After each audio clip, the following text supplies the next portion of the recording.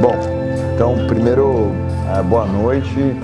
Queria, antes de entrar especificamente no que eu preparei aqui para conversar com vocês, agradecer o convite do João, que seguramente é uma das figuras mais importantes do anarquismo no Brasil, não no sentido de uma hierarquia de importância, mas porque é um cara que insiste em falar de anarquismo, em botar o anarquismo na roda, assim como foi a Soma, uma associação anarquista, uma associação libertária decisiva para a retomada das práticas anarquistas no Brasil.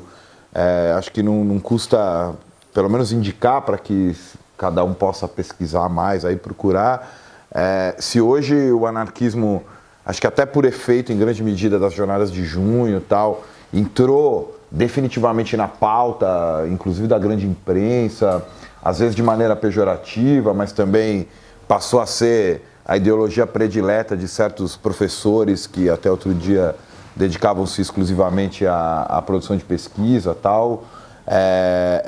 Isso se deve a pessoas como Roberto Freire, a própria Associação da Soma, a pessoas como Jaime Cubeiro, como o Centro de Cultura Social de São Paulo, como o Centro de Estudos Ideal Pérez aqui no Rio. Quer dizer, o anarquismo passou por um momento muito difícil na chamada reabertura política, e pessoas como Roberto e grupos como a Soma foram importantíssimos para que isso não morresse, não acabasse.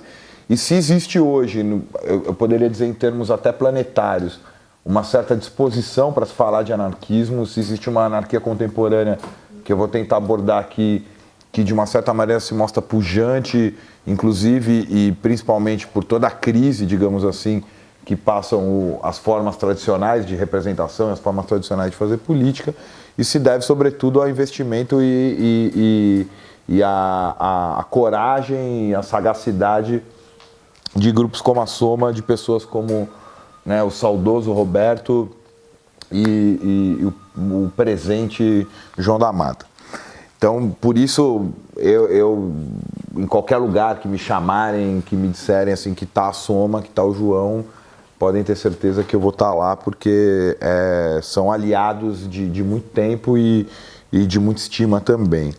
Bom, apesar de tudo isso, apesar de uma história que é sempre importante se manter, se ativar e tal, eu pensei um pouco como mote aqui da conversa, e a ideia é eu falar rapidamente para que depois vocês possam colocar questões, que a gente possa conversar.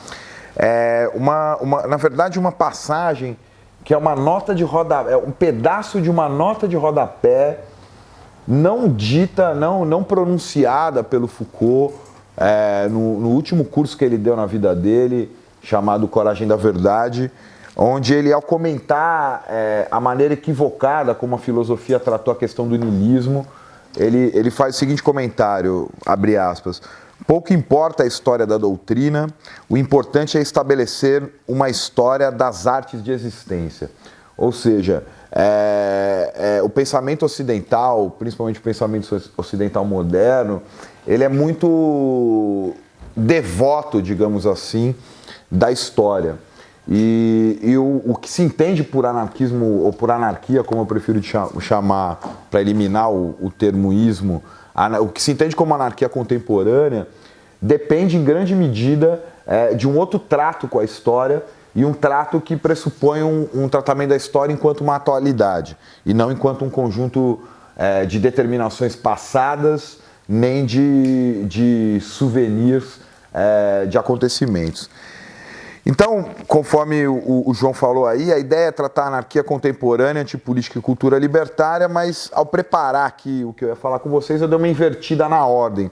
Eu decidi falar primeiro, expor aqui o que eu entendo por cultura libertária, num segundo momento, o que constitui ou como a gente pode falar de uma anarquia contemporânea, e, por último, o que se entende, o que eu quero trazer aqui para vocês como uma antipolítica, lembrando que isso a ideia de antipolítica absolutamente não é original, quer dizer, a mesma década de 1840, a década de 40 do século XIX, que inventou o termo libertário, hoje tão maltratado, quer dizer, você vê marxista falando que é libertário, partidário falando que é libertário, que é um termo próprio do anarquismo, que é um termo que significa anarquista, um termo inventado por um poeta anarquista chamado Joseph de Jacques, que também foi um dos primeiros a usar esse termo antipolítica, mas, como eu disse, não interessa pouco a história da doutrina e o anarquismo nem é uma doutrina, mas enfim, mas sim estabelecer as possibilidades de uma arte da existência. Mas, por fim, eu quero tratar dessa questão da antipolítica, que eu acho bastante decisiva, inclusive para desmistificar algumas questões contemporâneas, como, por exemplo, a gente vive uma crise da representação. Não, a gente não vive crise nenhuma, né? Ela está apenas se adequando às novas formas dela estabelecer, e só à medida que haja uma recusa radical das formas de mediação e negociação, que eu chamo de antipolítica, é possível se superar, digamos, as novíssimas maneiras de produzir a dominação, as novíssimas formas de se produzir uma tecnologia de governo que estão aí anunciadas de várias maneiras. Bom, então, comecemos pelo termo cultura libertária. Na verdade, esse termo ele apareceu um pouco que por acaso, a partir de umas pesquisas que eu comecei a fazer por volta de 2006, 2007. O Edson, que é meu companheiro no Sol, como o João já anunciou, Edson Passetti, ele tinha recebido um convite para escrever um pequeno livro sobre educação anarquista, educação libertária, e falou para mim, pô, você não quer escrever também junto comigo? Eu falei, beleza, vamos escrever. E a gente foi fuçar nas experiências de educação no começo do século no Brasil, que foram muito pujantes. E geralmente a historiografia tratava isso ou como pedagogia libertária ou como imprensa operária. E nós pensávamos que aquilo era um termo insuficiente para caracterizar um conjunto muito amplo e muito vasto de práticas dos anarquistas, não só no Brasil, mas no caso ali especificamente no Brasil, porque a ideia de uma imprensa operária estaria restrita a uma mera divulgação de um conjunto ideológico, de um conjunto de ideias, e a ideia de uma pedagogia libertária guardava ainda uma relação muito estreita com a ideia de escola, que era algo que a gente tinha em mente destruir na produção desse trabalho sobre a relação entre anarquismos e educação. E aí, no meio de discussões, apareceu essa ideia de cultura libertária e que a gente trabalhou depois em outros textos, mais especificamente eu dei continuidade a isso na minha pesquisa de doutorado, e a gente chegou a uma definição mais ou menos enxuta no seguinte termo: a produção de uma vida livre, né, que se experimenta na luta como prática de liberdade.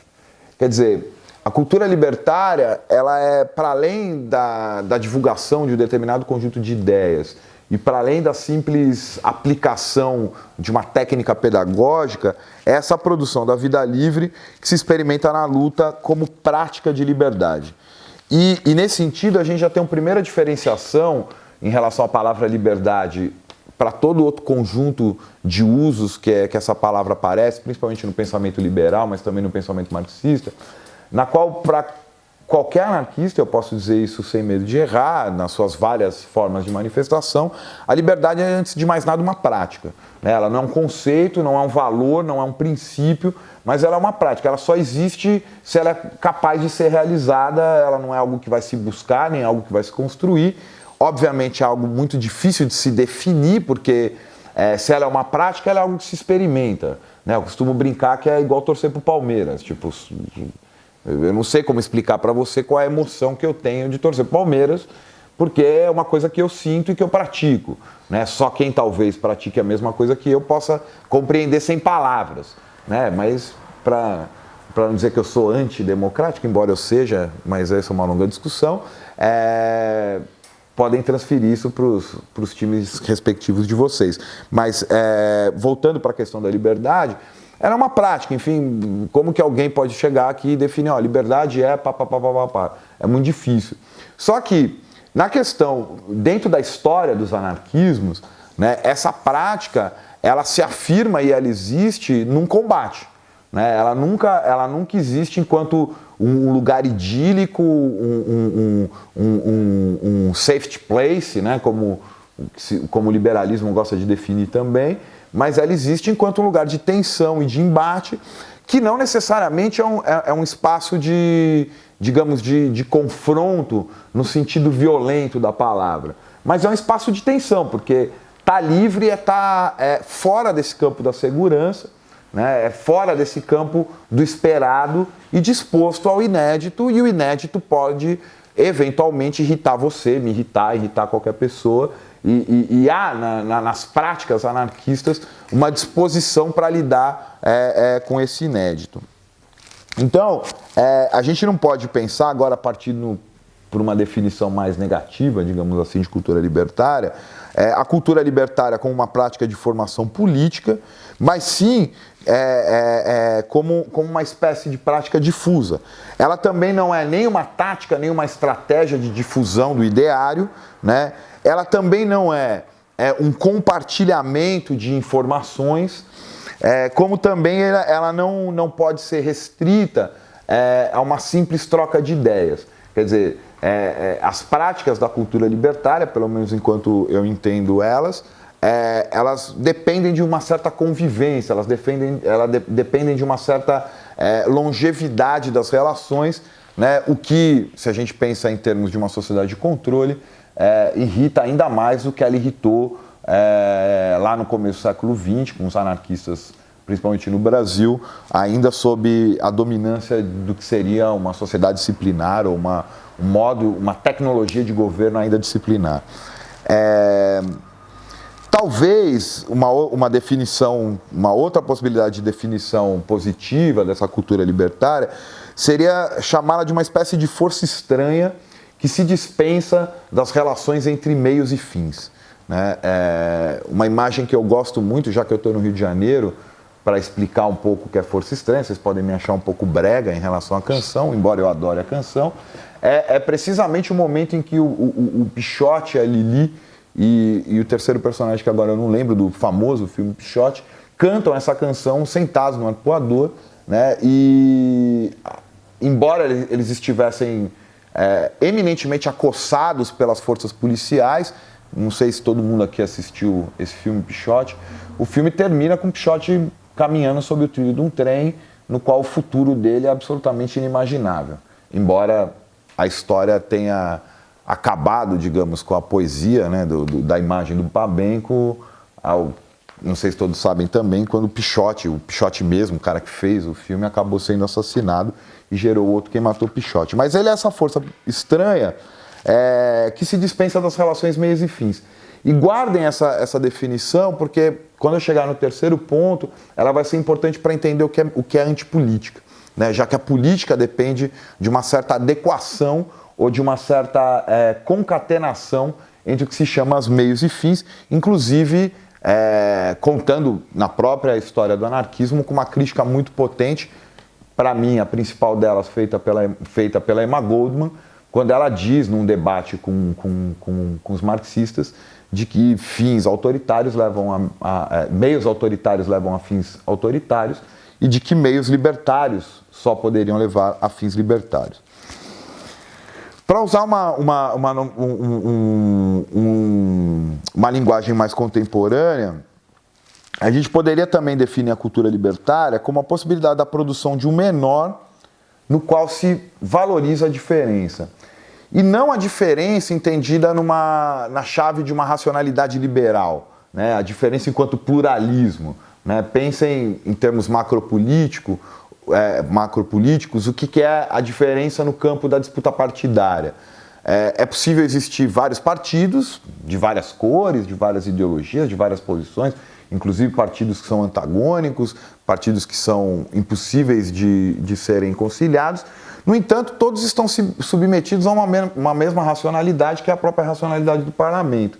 Então, a diferença dentro dessa racionalidade liberal se dá dentro de algo que unifica, e aí, para usar um termo, com desculpa do Rodrigo, um termo do Kant, ela se dá como o Estado enquanto categoria do entendimento. Quer dizer, ainda que seja possível ter vários partidos diferentes, é preciso que existam partidos, é preciso que esses partidos existam dentro de uma coisa chamada parlamento. Então a diferença nessa produção do menor dentro da cultura libertária, ela se difere, com perdão da redundância, da ideia de pluralidade ou de pluralismo para os liberais. De novo, é uma diferença que em muitos momentos incomoda. De maneira, então, que ela se situa no que a gente pode chamar de um agonismo das relações de poder.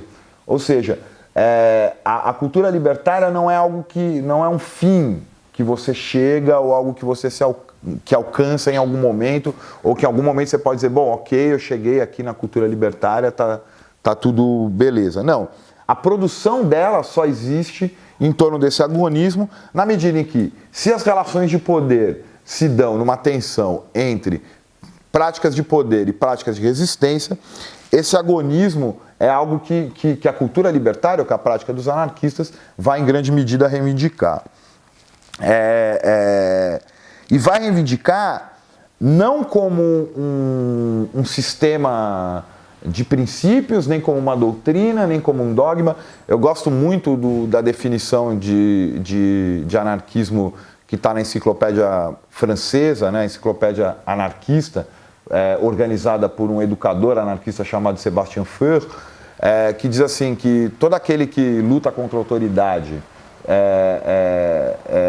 e se levanta diante dela é um anarquista.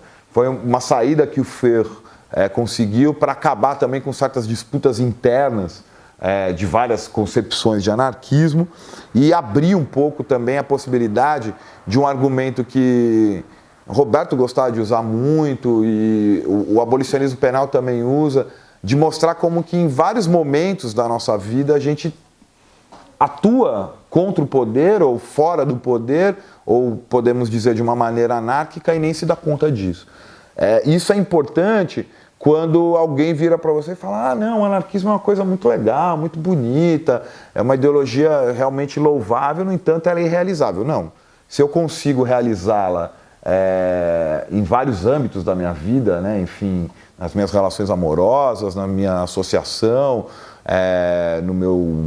na minha associação de amigos, dentro do meu trabalho, sobretudo, né, porque também no campo mais da militância, digamos assim, você tem muito anarquista de fim de semana, né? O cara tem uma vida comum, normal, e ninguém na casa dele sabe que ele é anarquista, ninguém no trabalho dele sabe que ele é anarquista, mas de fim de semana ele vai para a organização revolucionária preparar a revolução.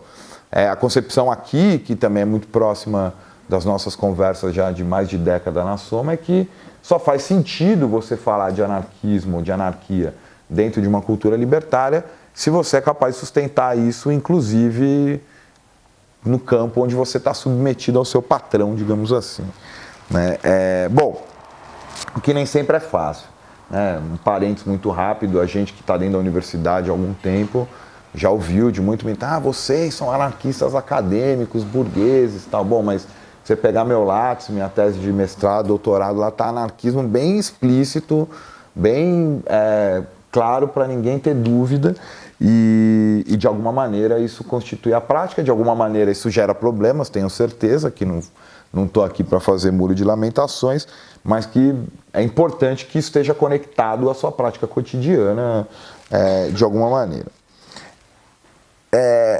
Um último elemento aqui da cultura libertária para eu poder passar para a anarquia contemporânea, e que talvez seja o mais polêmico, é que de uma certa maneira a cultura libertária ela é agressiva, mas não entendam agressividade, não confundam agressividade com violência.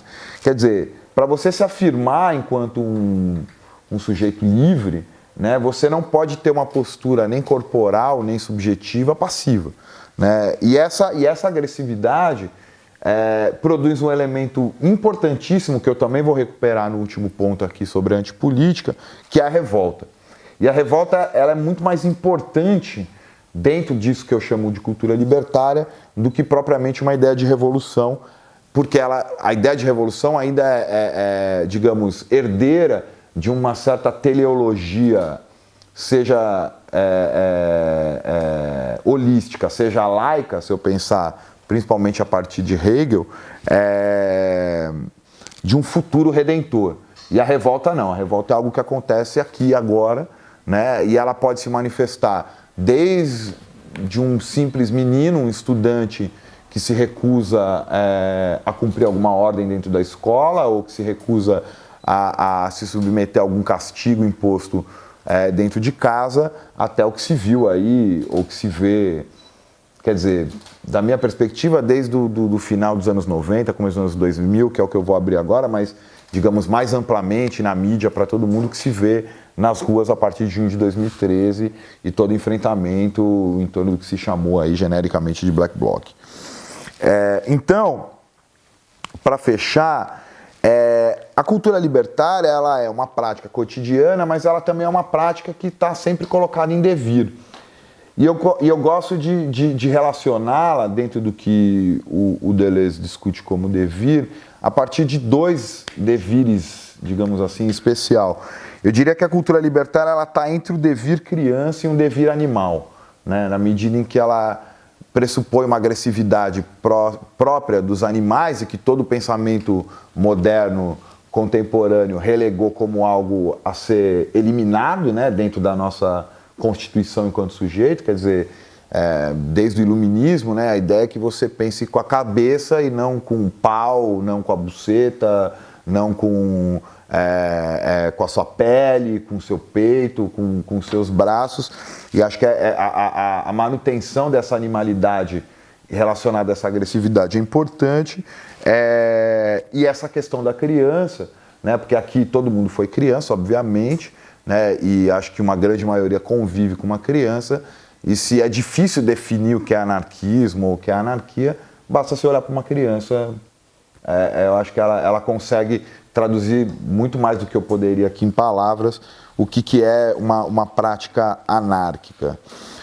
Porque criança, só para fechar, né, seguindo até um pouco algumas indicações do próprio Stirner, né, ela não luta por ideias, ela luta por um objeto. Né? Se reparar, uma criança ela é capaz de fazer um escarcéu por causa disso aqui, e daqui meia hora ela nem liga para esse objeto e está tudo certo. Né? Os adultos não, né? Eles vão saber uma elaboração, aí precisa estabelecer um contrato. Bom, então você pode usar esse objeto de tal a tal hora. Com criança, outro dia eu estava com um bebezinho no colo lá na casa de vocês, o Manuel, uma gracinha. E eu estava falando com a mãe dele ficou meio impressionada assim, e ele tinha pirado num cartaz que tinha uma espécie de alvo vermelho, e toda hora ele fazia assim, sei lá, 4 meses, 5 meses. E eu falava, cara, a criança é muito louca, né? Porque se fosse uma criança maior, alguma pessoa, você podia falar, porra, cara, desse. De duas uma, você deixa ele grunhindo até você não aguentar mais, ou você faz o que eu fiz, pega ele e leva até o cartaz para ele parar de grunhir. Não tem, você entende? Para entender a questão da antipolítica no final, isso é uma imagem interessante, porque assim, não tem negociação, é ação direta. Ou tem o cartaz, ou não tem o cartaz. Anarquia contemporânea, rapidamente. A anarquia ela foi enterrada várias vezes por vários historiadores, assim, né?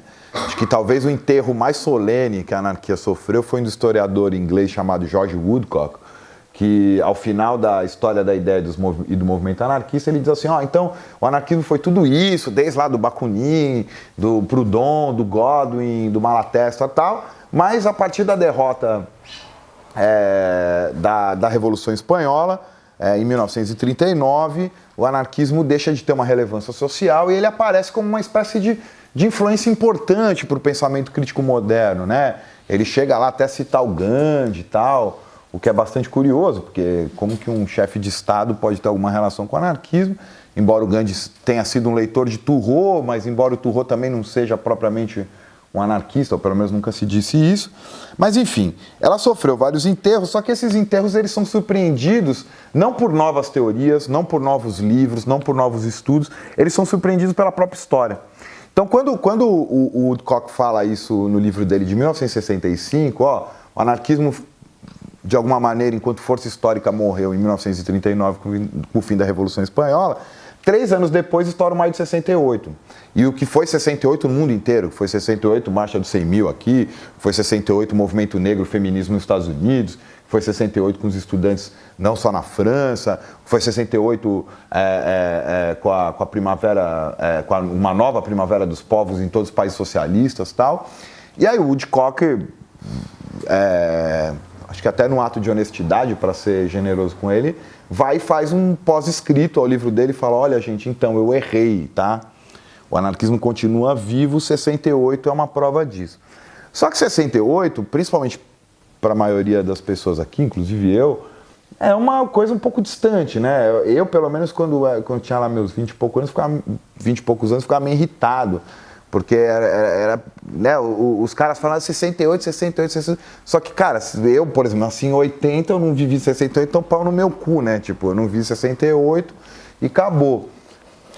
Mas, de fato, 68 foi um acontecimento importante e ele demorou para ter, digamos assim, um acontecimento no mesmo nível ou com o mesmo impacto de produção, principalmente no campo das ideias libertárias. Por quê? Grande parte da crítica de 68 foi, de alguma maneira, capturada ou incorporada pela própria racionalidade neoliberal. Né? Talvez a imagem mais acabada dessa captura sejam as empresas do Vale do Silício. Né? 68 criticava toda a burocracia, o trabalho, a rotina, tal, né? Os textos do Provos, os textos da Internacional Situacionista, a ideia do Crises, né? Contra o trabalho, caramba. Isso teve uma resposta conservadora numa nova racionalidade do capitalismo, uma atualização dessa racionalidade capitalista, que a gente chama genericamente de racionalidade neoliberal, que vai trazer essas novas práticas de produção, né? E que no sentido da produção de ponta, essa coisa que todo mundo hoje acha bacaninha, que é escritório da Google, que neguinho vai trabalhar só de chinelo, joga videogame, o caralho, mas na verdade para o capitalismo pouco importa desde que ele continue obediente e produtivo. Mas é uma nova forma de obediência. E isso foi, talvez seja uma limitação de referência minha, mas existe um estudo bem curtinho e simples de ler, chama a Cultura do Novo Capitalismo, que é de um sociólogo estadunidense chamado Richard Sennett, onde ele mostra bastante isso, assim, como que 68 produziu uma grande crítica à burocratização das relações sociais e que a quebra dessa jaula, né, como chamava o Max Weber, ao invés de trazer a nossa libertação, trouxe uma nova forma de servidão para a gente, que é, por exemplo, isso aqui, né? Sei lá, domingo você responde um e-mail do seu trabalho, você fala com o seu orientador no WhatsApp, quer dizer, você não para de trabalhar nunca, quer dizer, você rompeu a disciplina da fábrica, mas você leva o trampo no bolso, para dizer de um jeito bastante brutal, digamos assim. E demorou para aparecer uma crítica radical a essa nova forma de capitalismo. Por quê? Se no campo das relações de trabalho, das relações cotidianas, a gente passa a responder essa nova racionalidade neoliberal, que, ao contrário do que acreditaram os marxistas, não era uma ideologia, mas, para usar uma definição do Foucault no Nascimento da Biopolítica, a racionalidade neoliberal é uma certa forma de ser e de imaginar, né? Olha a potência disso, né? Quer dizer, não é uma grande ideologia que é a desregulamentação do Estado e pronto, acabou. Não, ela vai produzir uma nova forma de ser e imaginar. Isso é muito sério. A gente pode conversar sobre isso depois. Mas, no campo macro, digamos assim, ela também produziu imediatamente duas coisas, que foi uma espécie de enterro do discurso e da prática anticapitalista. Quer dizer, acabou, o socialismo foi pro vinagre, não tem mais como produzir alguma coisa fora do capitalismo, então vamos nos democratizar ou vamos tentar democratizar o capitalismo. Existem livros, digamos, meio famosos desse ato de contrição dos antigos socialistas, né? Claude Lefort, aquele outro francês, o Régis Debray, todo mundo que era assim da guerrilha, guevarista, o caralho, falou, então, gente, fudeu, o negócio é investir no welfare state, olha lá. Bom, e claro, né, com a grande narrativa, ou a narrativa que condensou tudo isso, que é a famosa tese do cientista político e filósofo hegeliano Francis Fukuyama, que declarou o fim da história. Tá, então a história tinha acabado, o capitalismo venceu, nos resta lutar dentro do capitalismo. só para dar um último dado histórico, né, basta ver o que aconteceu com todos os partidos socialistas no mundo. Todos aderiram à luta parlamentar, alguma coisa mais próxima do que era a social-democracia na Alemanha no começo do século XX e até mais conservador. Vocês todos têm aqui, vocês todos são brasileiros, tem o PT de sobra aí para ver o que foi isso. E suas dissidências também, ou linhas auxiliares, como chamam também. Bom, essa narrativa tinha dominado, digamos que ela foi levemente quebrada, ou algum anúncio de quebra disso aparece em 1994, no meio da Serra de Chiapas. Né, é o seguinte, a luta contra o capitalismo acabou, né, os zapatistas estão aqui a partir da luta dos indígenas para dizer que a gente não quer um mundo assim, mas talvez o grande evento espetacular que tenha quebrado com essa narrativa e que eu particularmente defendo como um momento que, digamos, trouxe uma possibilidade de pensar não mais só a partir do maio de 68, foi a conhecida Batalha de Seattle, em 30 de novembro de 1999, quando uma série de organizações, ONGs, ecologistas, punks, anarquistas veganos, seguidores do John Zerzan e adjacentes, resolveram quebrar, não mais que quebrar, né, as Blockbusters, o McDonald's e o Starbucks, impediram efetivamente que uma reunião do G8 se realizasse nessa cidade. É até bem curioso, porque as próximas reuniões vão ser realizadas assim, tipo, no meio do deserto, em Dubai, assim, para não ter nenhum baderneiro por perto.